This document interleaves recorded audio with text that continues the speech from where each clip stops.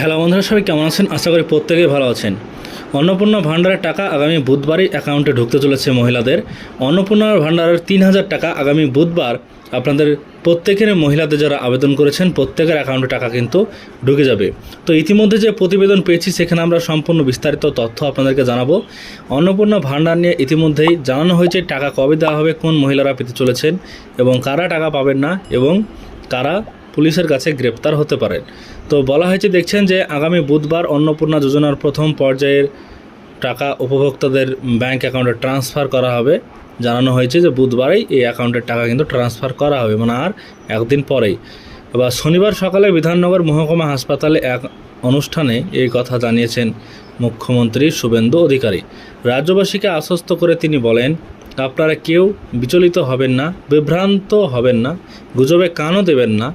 যারা ফর্ম পূরণ করতে পারবেন না তাদের প্রত্যেকের কাছে আমাদের লোক যাবেন, তারাই ফর্ম পূরণ করে আসবেন। আমরা চাই প্রকৃত প্রাপকরা এই টাকা পাক।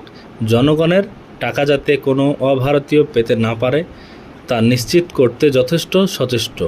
আমরা চাই না এই টাকা পুরুষদের হাতে যাক। গ্রামগঞ্জে যেসব পুরুষ লক্ষ্মীর ভাণ্ডারে টাকা পাচ্ছিলেন তারা গ্রেপ্তার হয়েছেন। মুখ্যমন্ত্রী আরও জানান, সোমবার থেকে সরকারি বাসে বিনা খরচে যাতায়াত করতে পারবেন মহিলারা। অর্থাৎ আজ থেকে বিনামূল্যে যাতায়াত করতে পারবেন বলা হয়েছে।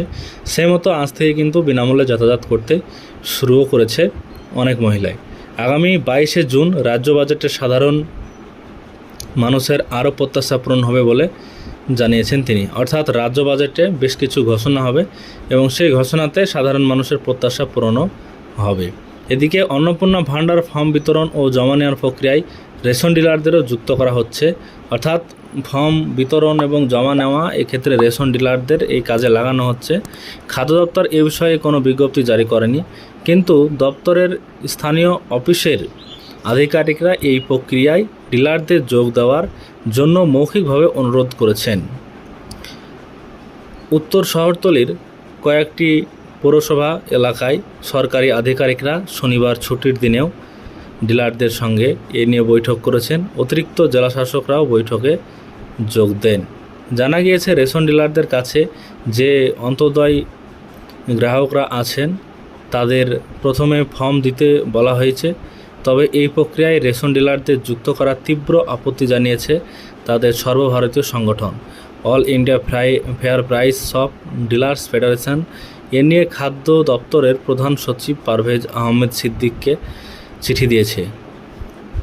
সংগঠনের প্রধান বা সাধারণ সম্পাদক বিশ্বম্বর বসু লিখেছেন, এটা ডিলারদের কাজ বা দায়িত্ব হতে পারে না। অবশ্য খাদ্যশস্য বন্টন করেন, তাদের কাজের চাপ বেড়ে যাবে। তাছাড়া এই কাজ করার জন্য সরকার কোনো বিজ্ঞপ্তিও জারি করেনি। প্রসঙ্গত এই প্রক্রিয়া নানা জায়গায় বিক্ষোভ কিন্তু দেখা দিয়েছে। তো ইতিমধ্যে যে বিষয়ে জানানো হয়েছে, আগামী বুধবারেই আপনাদের অ্যাকাউন্টে টাকা ঢুকতে চলেছে, কিন্তু বেশ কিছু শর্ত দেওয়া হয়েছে। সেই সব শর্তগুলো পরের ভিডিওতে আপনাদেরকে জানিয়ে দেব যে কোন কোন শর্ত আরোপ করা হয়েছে এবং এই অন্নপূর্ণা পাওয়ার জন্য, সেগুলো পরের ভিডিওতে আপনাদেরকে জানিয়ে দেবো। এই মুহূর্তে জানানো হলো আগামী বুধবার থেকেই আপনাদের অ্যাকাউন্টে টাকা ঢুকতে চলেছে। তার জন্য প্রয়োজনীয় কাগজপত্র দিয়ে ফর্ম ফিল আপ করে আপনারা জমা করুন এবং বিডিও অফিসে বা আপনাদের বাড়িতে যে ICDS-এর কর্মীরা আসবে তাদের হাতেই জমা করুন, তাদের কাছ থেকেই ফর্ম নিন এবং সেটা জমা করার পর আপনাদের অ্যাকাউন্টে কিন্তু বুধবার থেকে টাকা ঢুকতে শুরু করবে। আশা করছি সমস্ত বিষয়টা আজকের এই ভিডিওর মাধ্যমে আপনাদেরকে বোঝাতে পেরেছি। ভিডিওটিকে লাইক করবেন, চ্যানেলটিকে সাবস্ক্রাইব করে চ্যানেলের সঙ্গে থাকবেন।